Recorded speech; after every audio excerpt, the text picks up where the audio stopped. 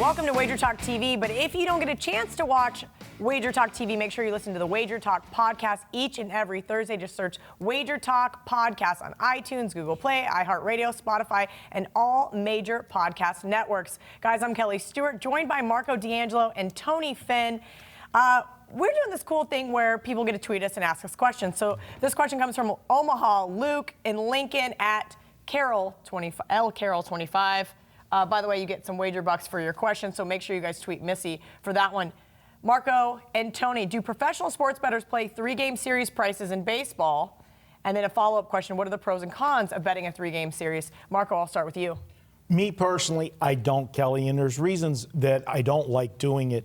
Obviously, you can look at a series and say, hey, this team's got all the fundamental edges, better starting pitching, better bullpen. But what ends up happening is you don't know how the games play out, the three games. Obviously, injuries can happen in there and changes things. If you lose a power hitter in your lineup or catcher, more importantly, that handles the pitchers, that changes the complexion of the series. But for me, the biggest factor is the bullpen usage. If you burn up your bullpen in the first game of the series, that can affect you game 2 and game 3, where I would rather have that advantage looking at it on a day-to-day basis. Tony, do you find some value in betting series prices? I'm smiling because he stole everything I was going to say. Well, this is the thing. Every week, Johnny emails us and says, email Kelly your notes. Oh, yeah. And you emailed me at about like 11:45. I'm like, cool, well, I'm already here, and I can't print them out. So I have to ask you the same thing that I asked Marco. No, it's true. Listen, like Marco, I do not bet series. Okay, so you don't, is there sometimes value? Is there never value? There's all, if you win, it's valuable. Okay, then. But here's the deal. He's true. The cons for that are that they outweigh the advantages. They outweigh the advantages without question. You have to do a lot of forecasting. What's going to happen is, are you going to it's great if you burn your bullpen up and you won game 1, that's okay. But what happens if you burn your bullpen up and you've lost game 1, so you got to win the next 2?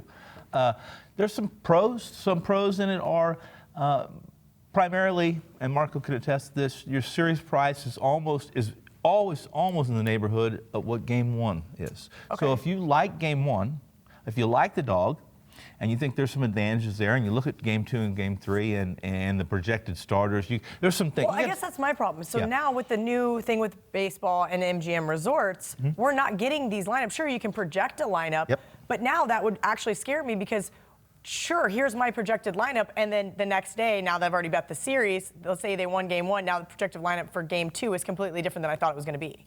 Yeah, later in the season, it's much more, the managers are much more predictable. Okay. Especially when you get in August, September, and those kind of things. But it takes a lot of work to do series. I mean, a game alone takes a lot of work. A series is, like Marco said, do you have a player that has a WAR value that's close to your power hitter? So in case they sit him, there's a replacement that's to some degree equal.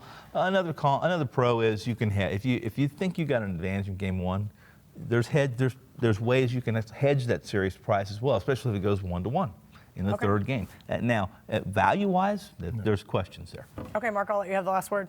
The other factor is, and this is something that a lot of managers do, and they do it more later in the season, but when you're playing the final game of the series and you're a team that's on the road, a lot of times, and that's the getaway day, you're finishing a series, maybe both teams are traveling after that. A lot of times, if you played a Saturday night game and now you're playing a Sunday day game, they will sit some of their starters and give them the day off. If they're ever going to rest a starter, a key player, that's the day they do it, on that getaway day, especially if you're the road team. So you could end up with, you could be 1-1 in a series and you were hoping for, you like the particular team to win 2 out of 3 of those, and then you're getting to the Sunday game and you've got a lineup that you don't like.